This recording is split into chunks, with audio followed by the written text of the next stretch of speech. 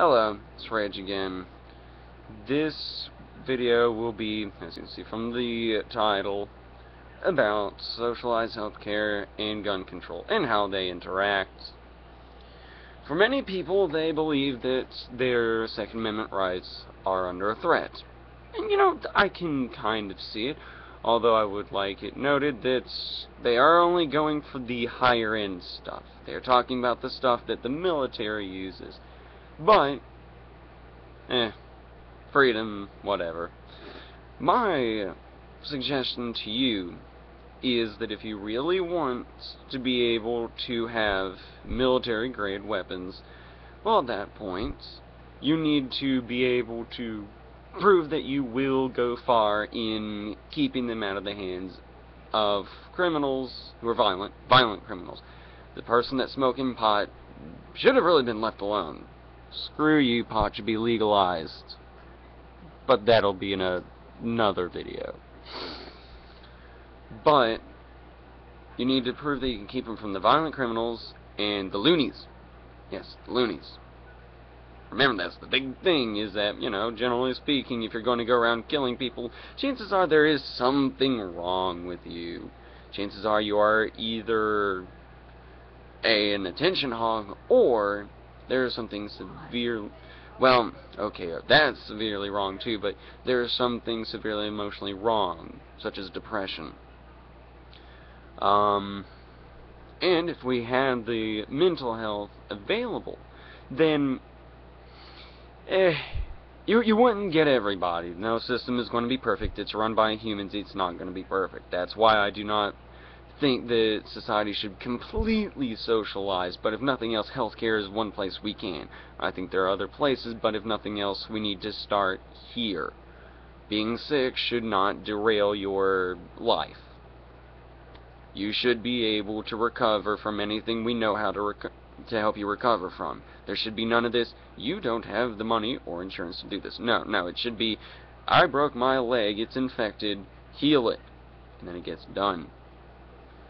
And also, free checkups and free mental examinations. Now, some people would probably point out that some people are, hypochondriacs. We'd probably give you a certain amount of free checkups.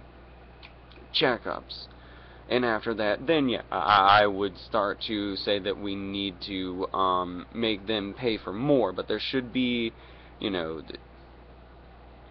there should be a certain amount, an allotment that is free. In fact, if you just do that, you won't solve the problems of the world, but I do believe, will make a step in the right direction. If we could go to the doctor's office without being afraid of busting into the piggy bank and finding out it's just a really stubborn,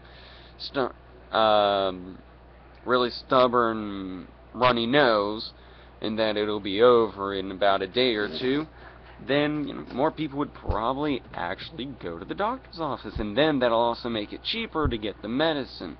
So therefore, the people that know they have they have something serious but don't have the money to go in to both get the diagnosis and then the prescription, they can do that. But how this helps gun control in the most is, again, the mental evaluations would allow us to help the people who are having the problems. It would also help us with finding the people who have the problems and saying no to them. Gun control, where it gets to background checks and mental evaluations, that's good. If you want to say gun deprivation is bad, yes, okay, fine. I can buy that. I have no problem with that. I have no problem going with and believing the idea that having a highly armed population is keeping politicians in line. In fact, I want to say it was a North Korean leader. Somebody said that the reason they did not invade the U.S. would be because there'd be a gun behind every blade of grass. So that says something. There is no problem with, more or less, you don't mess with the USA. We can make people think that we're a bit safer. But, on the other hand, there's no point in being safer from a foreign problem when we have a domestic problem. So, if we get the mental evaluations and then find out, I'm not even saying, oh, you're a little off, therefore you can't have any gun. No, if we find out you're just a little off, we don't give you the full automatic, we don't give you the rifles, but we give you the handguns. You get the handguns. So that way you do have some ability to protect yourself. And, you know, if you do just simply want to collect guns as a hobby, you can at least get the lighter stuff, however you want to put it. But that, in my opinion, is the best way to go about protecting your Second Amendment rights. Is saying that we will try to catch the crazy people, we will try to help them not be crazy, and we will keep them from the guns. And also keep the criminals from the guns. Every gun, we should find a way to make sure every gun transaction has background checks, mental evaluation checks being done. And it shouldn't be just a, oh, I want to buy a gun next week, I need to get a mental evaluation. It needs to be several years leading up. I'm not exactly sure how much would be necessary and how often every year needs to be, but there needs to be a certain amount leading up and then keeping up, maintaining it a minimum every year. Give me a moment. I think that's it. So yeah, there. Something that actually had some substance.